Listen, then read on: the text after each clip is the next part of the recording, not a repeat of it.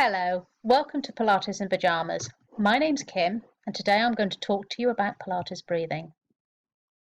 In Pilates, we use a breathing technique to aid the movements and muscle activations for each exercise. Generally, we inhale through the nose and exhale through the mouth. Now, obviously, if for any reason you can't inhale through your nose, you're going to breathe in and out through the mouth. So what I'd like you to do is place your hands on your rib cage with the elbows pointing outwards so that you can feel the movement within the rib cage.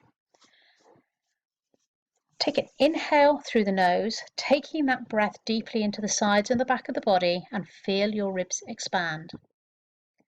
As you exhale through the mouth, your ribs will contract and the hands will draw back towards each other.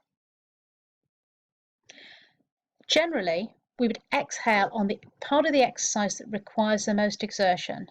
So, for instance, if we're doing a single leg stretch and the leg's moving away from the body, you'd breathe in to prepare, and as you breathe out, you would take that leg away from the body. This takes advantage of the natural contraction of the abdominal muscles as you exhale.